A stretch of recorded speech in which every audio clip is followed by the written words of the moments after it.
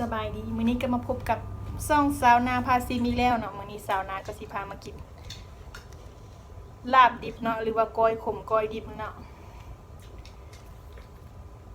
ผักกับมื้อนี้เฮามีผักบัวเนาะมาผักไส้หรือว่าไทยก็จะเอิ้นว่ามะละขี้นกมักเผ็ดเขียวมักเผ็ดแดงมีสลัดมีมักแตงมีหมากมะละเนาะผักกับมื้อนี้เฮาก็หลายมื้อนี้เป็นตาแซ่บเนาะเฮ็ดก้อยขมเนาะเฮ็ดลาบดิบมื้อนี้เฮามากินกันเลย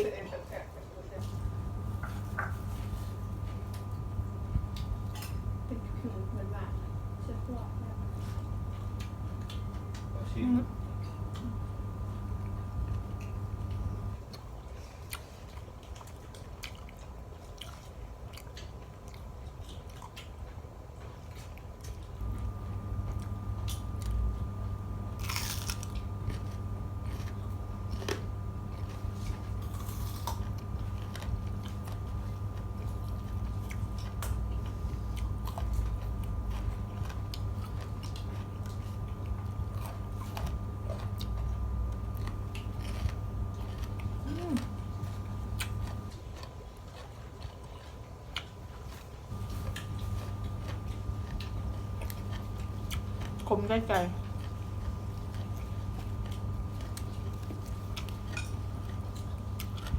ผักสลัด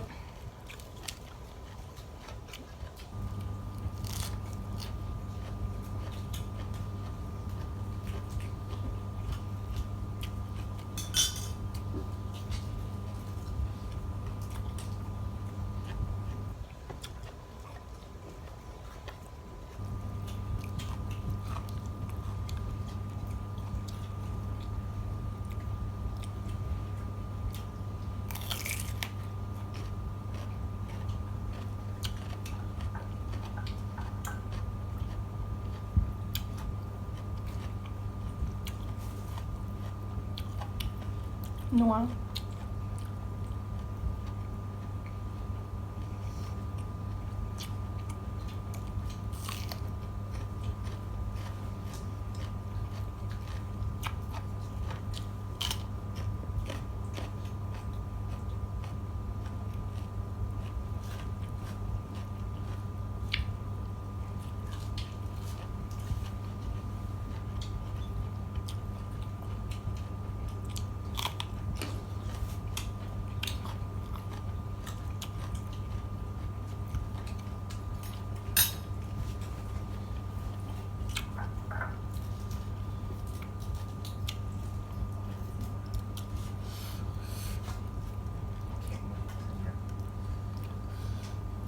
ขมสะใจขนาด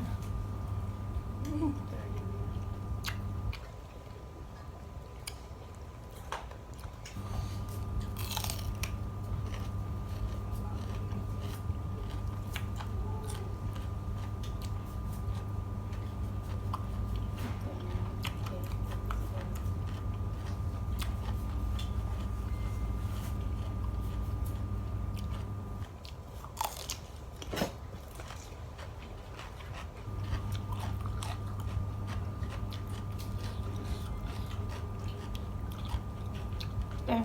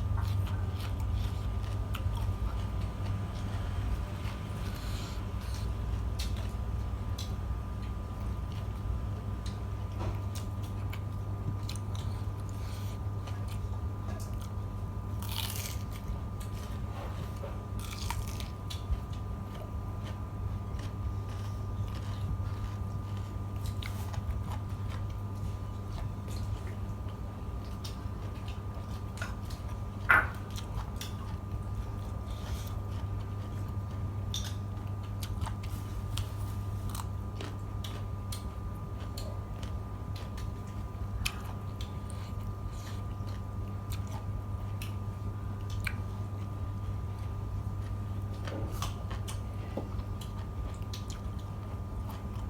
ยากกินแบบซี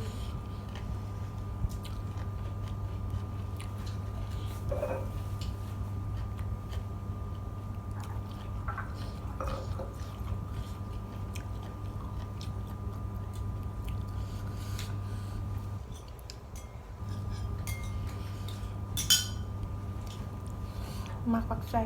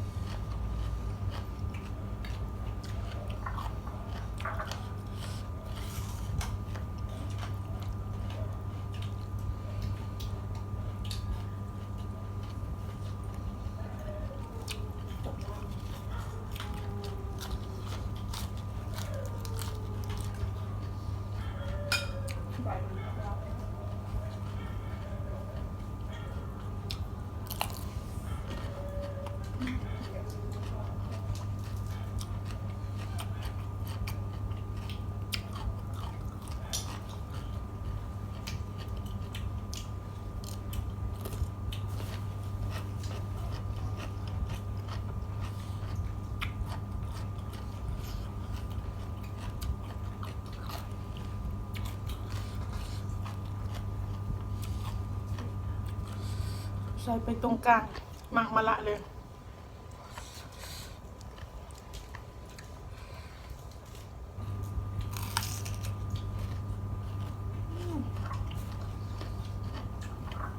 บกขม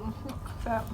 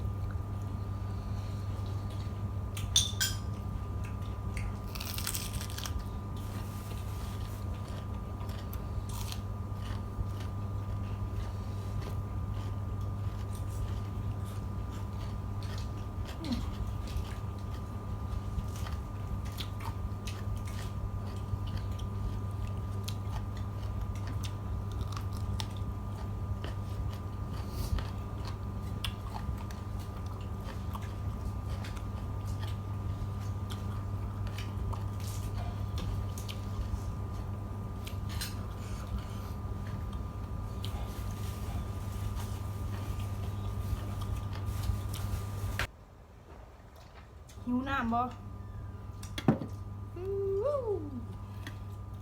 จกใหญ่สำนาเสานาเยอะ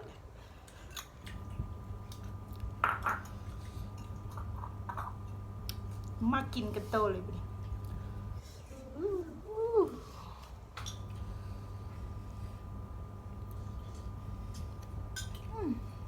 ครับ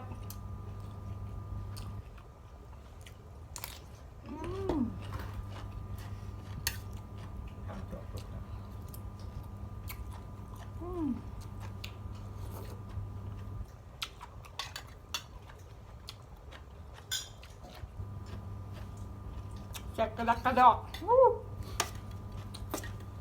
แซ่บโพดแซ่บโพด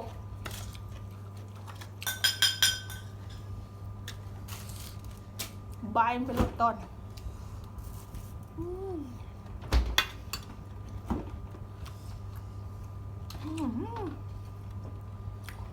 มาละใช่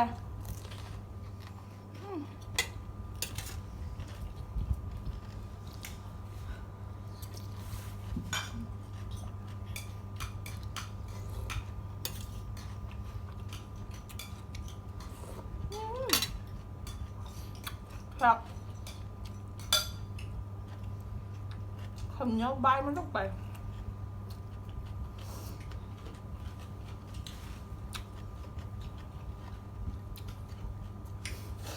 แซ่บโพดแซ่บโพด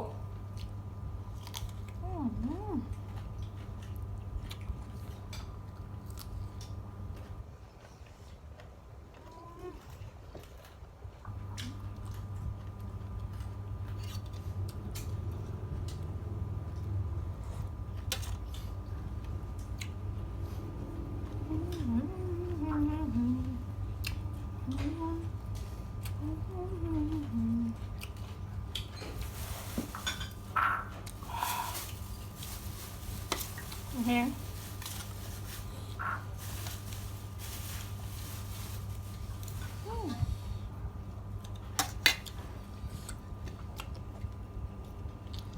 งับมันลงไป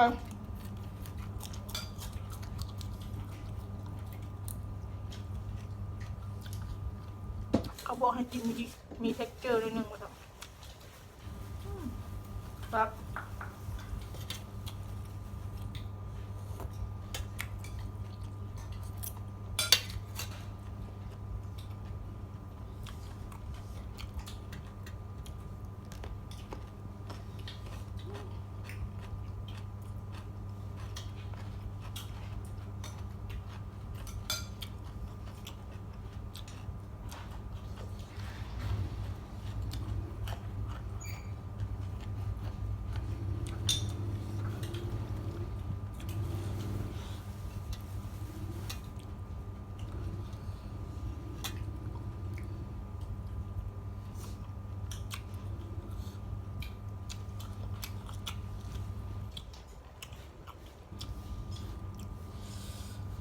อ๋อ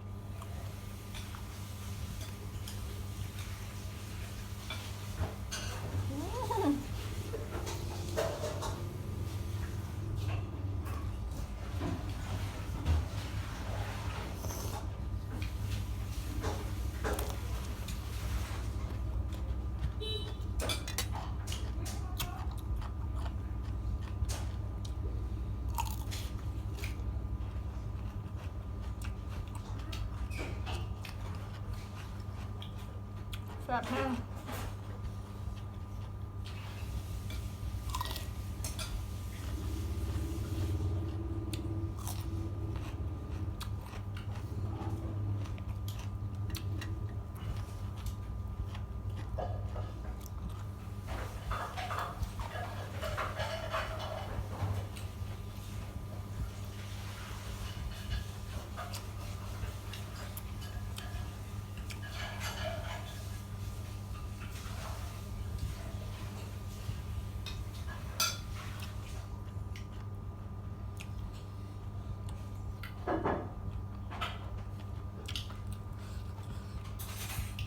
แซ่บโคตรโพด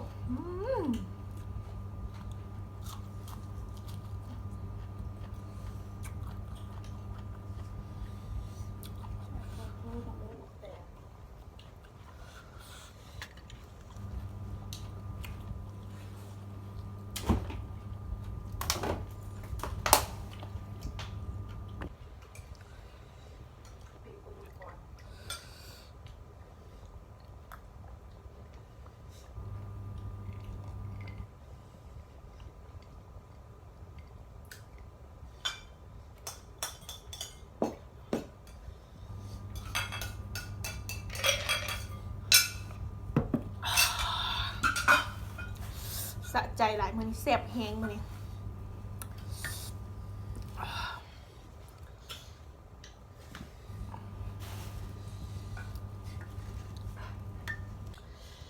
สาวนาก็อิ่มแล้วเนาะมื้อนี้ก็แซ่บนัวคือเก่ามื้อนี้ขมได้ใจแซ่บมื้อนี้เนาะถ้าผู้ใดมักคลิปนี้เนาะก็อย่าลืมกดไลค์กดแชร์กด Subscribe กดกระดิ่งแจ้งเตือนเพื่อจะบ่พลาดคลิปใหม่ๆของสาวนามื้อนี้สาวนาก็ขอตัวลาไปก่อนสบายดี